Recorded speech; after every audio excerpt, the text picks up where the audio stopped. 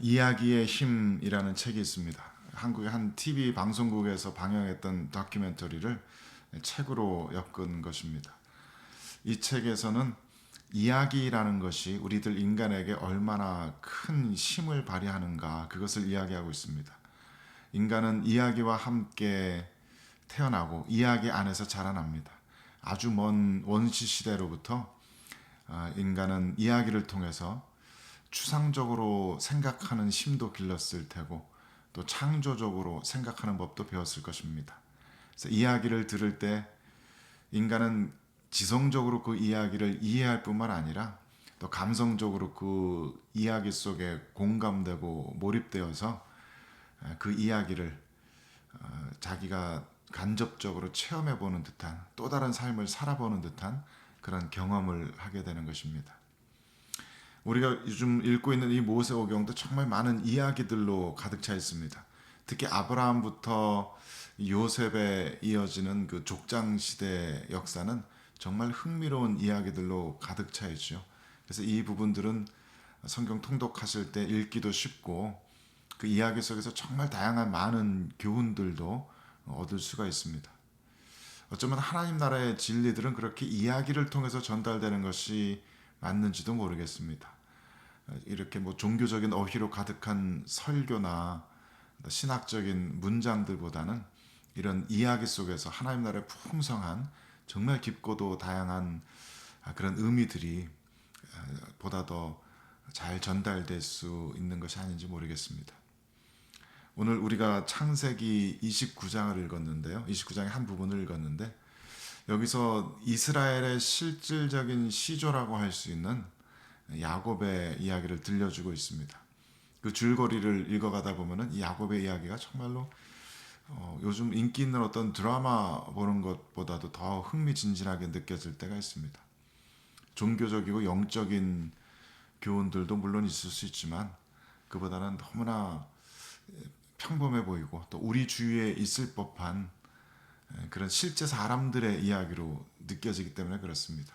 때로는 어리석기도 하고 때로는 굉장히 교활하기도 하고 또 때로는 매우 연약해서 죄성이 드러나 보이기도 하고 때로는 너무나 존경스러운 신앙의 모범도 보여지는 그런 다양한 살아있는 사람들의 따끈따끈한 이야기들이 좀 입체적으로 펼쳐지는 겁니다. 그래서 아마 이 이야기들 속에서 우리는 저마다 각자의 삶 가운데 각자의 영혼에 필요한 하나님의 나라의 교훈들을 배우고 하나님의 음성을 그렇게 독특한 방식으로 듣게 될 수 있을지도 모르겠습니다. 저는 이 야곱의 이야기를 통해서 아주 의외의 신학적인 주제에 대해서 좀 배우게 되었습니다. 그것은 바로 예배의 주제입니다. 성경에서 말하는 예배라는 것이 무엇인가 하는 것을 이 야곱의 이야기를 통해서도 배울 수 있는 부분이 있었습니다. 잘 아시다시피 지난 2020년부터 코비드 팬데믹이 시작되었잖아요. 그래서 대면 예배가 한동안 중단되었습니다. 처음에는 3명 이상 모일 수 없다는 규정 때문에 텅 빈 예배당에서 설교하시는 목사님 그리고 찬양 인도하는 또 유튜브 방송 송출해야 될 미디어 간사 셋이서 모여서 이렇게 처음 예배 드렸던 그 기억이 아직도 생생합니다. 카메라 앞에서 혼자 보이지 않는 회중들에게 인사하고 또 기도하고 찬양하는 그것이 굉장히 어색하기도 하고 또 당혹하기도 해서 굉장히 오랫동안 그 이미지가 기억에 남을 것 같습니다. 저는 또 특히 이렇게 교회 사역 외에도 찬양 사역 단체를 이끌면서 찬양 사역을 계속 해오고 있었기 때문에 대면 예배로 모일 수 없다라는 그런 상황이 더더욱 좀 충격적으로 느껴졌습니다. 저 같은 사람들의 찬양 사역이 의미가 없는 것처럼 필요가 없는 것처럼 그렇게 느껴졌기 때문입니다. 내가 이렇게 굳이 나서서 예배를 인도하지 않아도 우리는 예배를 드릴 수가 있구나. 그것이 우리들의 신앙생활에 전혀 어떤 본질적인 영향을 미치지 못하는구나. 그것을 깨달으면서 한동안 정신적인 충격이 꽤 컸던 것 같아요. 그래서 집에 틀어박혀서 밖에 나갈 일도 없으니까 그때부터 수염도 기르기 시작하였고 지금까지 나의 예배 사역은 과연 무엇을 위한 것이었나? 나의 예배 사역의 의미는 무엇이었나? 내가 정말 제대로 잘 예배의 사역을 해오고 있었던 것인가? 그런 생각들도 본격적으로 하기 시작했던 것 같아요. 그러다가 하나님의 은혜 가운데 무슨 생각에서 했는지 모르겠지만 찬양사역 함께하는 그 스태프들과 모여서 온라인으로 모여서 예배에 대해서 다시 공부를 시작하게 되었습니다. 그 전까지는 예배란 무엇인가, 예배의 정의를 내라라 라고 하면 주로 worship이라는 영어 단어를 어원학적으로 분석하든가 혹은 막연한 그런 또 굉장히 자의적일 수도 있는 그런 신학적인 언어들로 꾸며낸 그런 예배의 정의에 익숙해 있었는데, 어떤 한 학자분이 내신 책 속에서 우리는 마땅히 예배의 정의를 성경을 통해서 배워야 하지 않겠는가, 이렇게 단어를 분석하든지 우리가 어떤 신학적인 아이디어를 내기보다는 성경에서 예배를 뭐라고 이야기하고 있는가, 거기서부터 출발해야 되지 않는가 하는 그런 책을 읽었습니다. 그래서 이게 참 너무나 당연한 생각인데 왜 지금까지 우리는 그렇게 하지 못했을까 의아하게 여기면서 저도 그 책에서 제시해 준 방법을 따라서 성경에서 예배를 공부해 나가기 시작했습니다. 요즘 또 인터넷을 통해서 굉장히 많은 자료들을 쉽게 얻을 수 있기 때문에, 또 성경 속에서 단어들을 검색하는 것도 굉장히 쉬워졌기 때문에 성경에서 예배라고 우리말로 번역될 수 있는 모든 단어들을 다 찾아서 그것을 파일로 정리하고 그것을 문맥을 따라가면서 다 읽어가면서 이 단어가 정말로 의미하는 바들이 무엇인지를 리서치해 나가기 시작했어요. 그래서 배우게 된 것이 예상외로 정말 많은 다양한 단어들이 우리말로 예배로 번역되고 있다라는 것을 배웠습니다. 거꾸로 말하자면 성경 속에서 말하는 예배라는 것은 그냥 우리말 예배라는 이 단어로 담을 수 없는 굉장히 많은 의미들을 품고 있다는 그런 얘기가 되겠죠. 그 성경에 나오는 예배라고 번역되는 많은 단어들 중에 가장 먼저 배우게 된 단어는 히브리어 아바드라는 단어입니다. 이 단어가 예배라고 번역될 수 있는 단어들 중에 가장 먼저 성경 앞부분에 창세기에 등장하기 때문입니다. 기회가 될 때마다 자주 말씀드렸지만 창세기 2장 15절에 처음 등장하는데, 에덴 동산을 경작하라라고 하는 하나님의 명령 가운데 이 단어가 등장합니다. 우리말로 경작하라, 영어로 cultivate라고 번역되는 단어가 이 히브리어 아바드라는 단어입니다. 그리고 이 히브리어 아바드라는 단어는 성경 다른 곳에서 분명히 예배하다, 섬기다 뭐 이렇게 많이 번역되는 단어이기 때문에 왜 유독 이곳에서는 창세기 2장 15절 여기에서는 경작하다, 일하다, tilt, 밭갈다 그런 의미로 번역될 수가 있는지, 왜 그런 의미로 사용되는지 처음에는 전혀 이해를 하지 못했습니다. 하지만 점점 이 아바드라는 단어를 추적하면서 서서히 성경에서 말하는 예배라는 것은 지금까지 내가 생각했던 예배랑은 전혀 다른 것이겠구나 하는 것을 조금씩 배워나가게 되었습니다. 특히 창세기에도 아바드라는 단어가 굉장히 많이 등장합니다. 창세기 중에서도 이 단어가 가장 많이 등장하는 부분이 오늘 읽은 이 야곱의 이야기입니다. 아바드라는 단어가 창세기에 전부 22번이 등장하는데, 야곱의 이야기가 나오는 창세기 27장부터 31장까지 13번에 등장합니다. 22번 가운데 13번이 야곱의 이야기 속에 등장하는 겁니다. 그 중에서도 오늘 읽은 창세기 29장에만 보아도 모두 6번 등장합니다. 15절 말씀에 라반이 야곱에게 이르되 네가 비록 내 생질이나 어찌 그저 내 일을 하겠느냐라고 할 때 내 일을 하다, 영어로 이렇게 serve라고 번역되는데 이 단어가 아바드입니다. 또 18절에서는 이 야곱이 라헬을 위해서 외삼촌에게 7년을 섬기리다라고 말하는데 여기서 섬기다라고 번역된 serve 이 단어가 또 아바드입니다. 20절에도 7년 동안 라반을 섬겼다. 25절에도 내가 라헬을 위해 외삼촌을 섬기지 아니하였나이까. 27절에서도 7년 동안 섬길지니라. 30절에도 7년 동안 라반을 섬겼더라. 섬기다, serve라고 번역되는 이 단어가 모두 아바드입니다.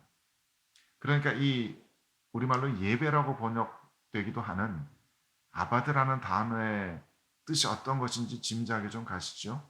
누군가의 밑에 종속되어서 누군가의 소유가 되어서 그를 위해서 일하는 것, 그것이 아바드입니다. 그것이 섬기다라는 의미입니다.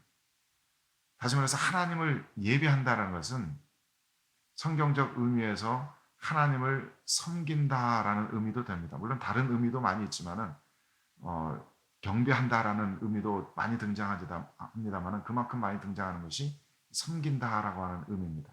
성경에서 예배는 경배하는 것 혹은 섬기는 것입니다.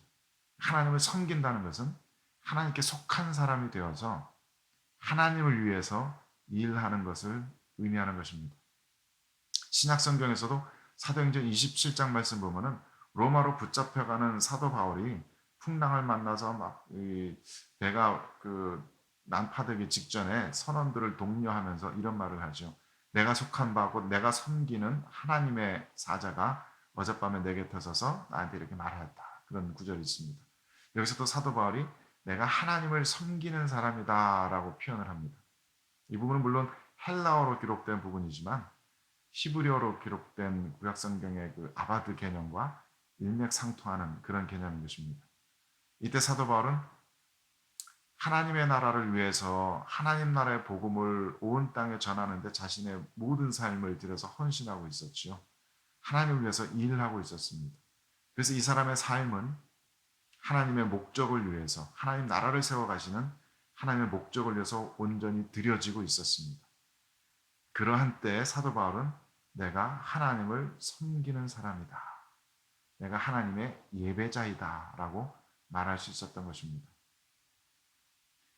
비슷한 의미에서 로마서 12장 1절 말씀 보면 사도 바울이 그 유명한 예배에 대해서 배울 때 빠지지 않고 등장하는 이 말씀을 합니다. 그러므로 형제들아 내가 하나님의 모든 자비하심으로 너희를 권하노니 너희 몸을 하나님이 기뻐하시는 거룩한 산 제물로 드리라. 이는 너희가 드릴 영적 예배니라. 여기서 사도 바울은 우리들의 몸을 하나님이 기뻐하시는 산 제물, 살아있는 제물, living sacrifice로 드리라고 권하고 있습니다. 송아지나 어린 양을 제단 위에서 불태워서 하나님께 드릴 것이 아니라 우리들 자신의 몸을 말하자면 우리들의 전 존재를 하나님께 드려라. 그것이 우리가 드릴 영적인 예배다. Spiritual service of worship 혹은 reasonable act of worship. 우리가 드려 마땅한 합당한 예배 행위가 바로 우리들의 삶을 드리는 것이다. 라고 그렇게 얘기하는 것이죠. 이 아바드라는 단어는 구약 성경에서 우상 숭배와 관련해서도 굉장히 많이 등장합니다. 우상 숭배자들을 가리켜서 우상들을 섬기는 자라고 이렇게 많이 표현되는 것이죠. 이것은 다른 말로 하면 그 사람들이 우상들을 위해서 살아가는 자라는 이야기입니다. 우상이라는 것은 인간의 욕망이 투사된 인간의 욕망을 대표하는 상징들입니다. 우상을 위해서 살아간다는 것은 자신의 욕망을 위해서 살아간다는 것입니다.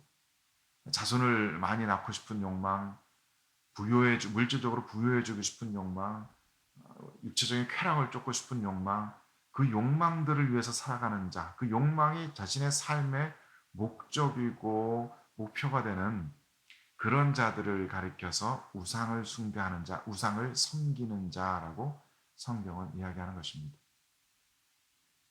물론 이 아바드라는 단어 외에도 아까 말씀드린 것처럼 굉장히 많은 단어들이 우리말 성경에서 예배라고 번역이 됩니다.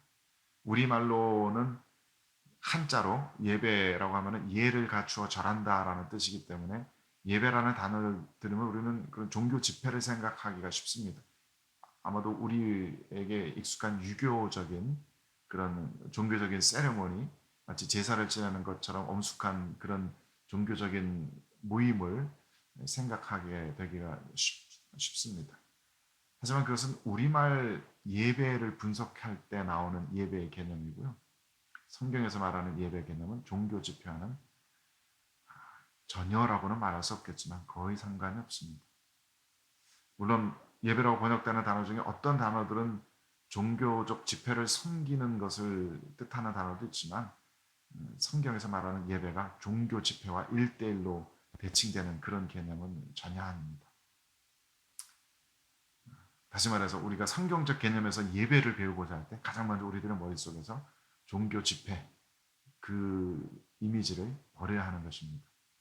성경에서 말하는 예배는 그것보다는 훨씬 더 많은 문맥 속에서 하나님의 임재 앞에 맞닥뜨려서 자연스럽게 나오는 경배 표현들, 혹은 하나님을 이렇게 우리들의 온 삶을 들여서 섬기는 일들, 그것을 성경에서 예배, 섬기다, 서브하다라는 단어로 표현하고 있는 것입니다.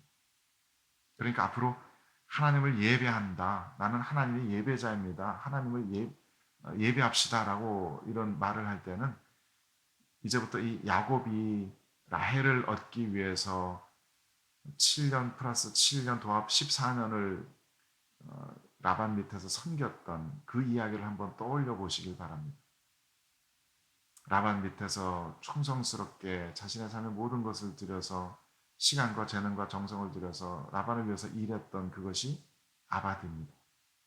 그렇다면 아마도 지금까지는 우리가 예배라고 생각지 못했던 일들, 말하자면 주일학교에서 봉사하는 일들, 부엌에서 식사 준비하는 일들, 또 찬양 연습하는 일들, 또 그런 일들뿐만 아니라 직장에서 크리스천으로서 정체성을 잃지 않으려고 최대한 친절하게 성실하게 일해왔던 모든 순간들, 이웃에게 사랑을 베푸는 일들, 가정에서 최선을 다해서 아이들을 키우고 또 부부간의 사랑과 우애를 지켜내는 그 모든 일들이 하나님을 위한 삶, 하나님을 위해서 살아가는 모든 순간들로서 하나님을 섬기는 아바드의 예배가 될 수 있음을 알 수 있을 것입니다.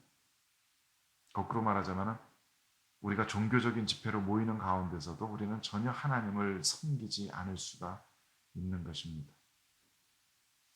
부디 우리들의 예배가 야곱이 라반을 섬겼던 것보다는 더 진실한 것이 되어질 수 있기를 바랍니다. 우리들의 삶이 하나님의 목적을 위해서 하나님께 드려지는, 정말 하나님을 섬기는 예배로서의 삶이 되어질 수 있게 되기를 간절히 주님의 이름으로 축원드립니다. 우리 함께 기도하시겠습니다.